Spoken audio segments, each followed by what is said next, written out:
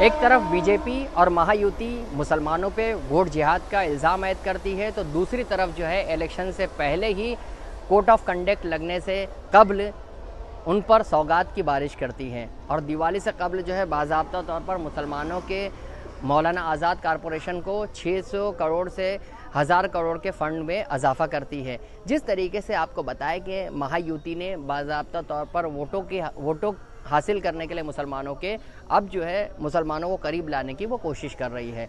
इससे कबल भी जो है मुसलमानों के लिए कई स्कीमात जो है सरकार ने लाई थी। अब जो है दोबारा कई स्कीमात जो है पास किए गए हैं।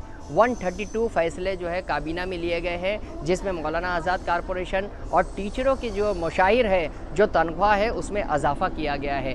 डीएड टीचर्स को जो है 6000 से 16000 तनख्वाह मिलेगी और बीएड टीचर्स को जो है 18000 की तनख्वाह। इसके साथ ही जाकिर हुसैन मदरसा बोर्ड का भी मामला जो है सामने लाया गया है, जिसमें मदरसे को जो है मदद दी जाएगी।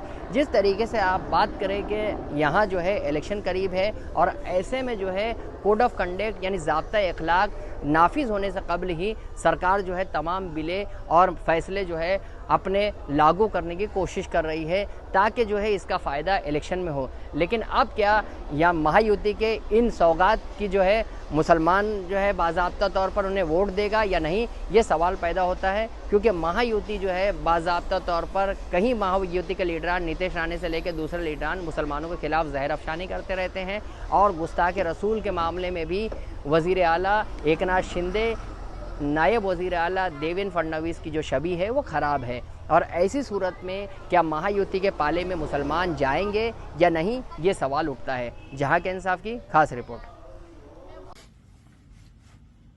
अब देखिए, क्या ये अपीसमेंट पॉलिटिक्स नहीं है?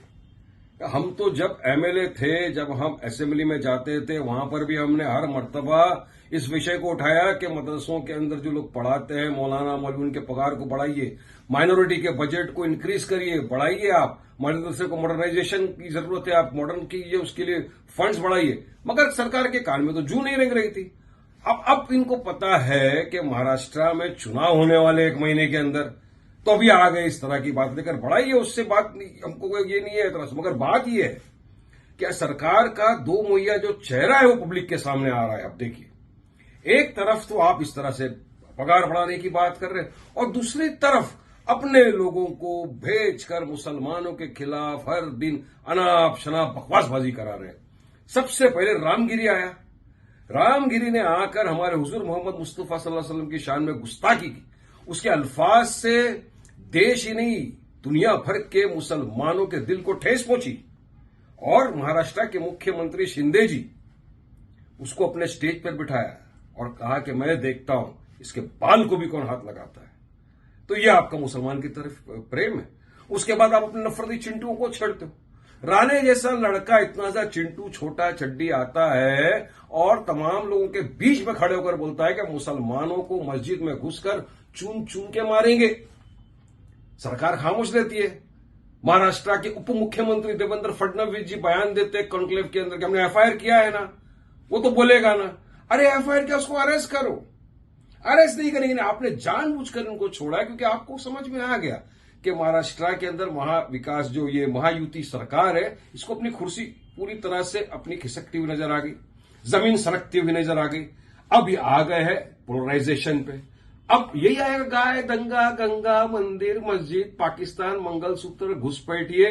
अब ये तमाम चीजें ये लेकर आएंगी क्योंकि डेवलपमेंट और विकास के नाम पे तो सरकार टोटल फेल हो चुकी है। क्या जवाब देगी सरकार लोगों को? तो इसलिए ये महायुति अब ये नया लेकर आ गई। लेकिन जैसा कि मैंने कहा कि इनकी नीयत साफ नहीं है, नीयत में ही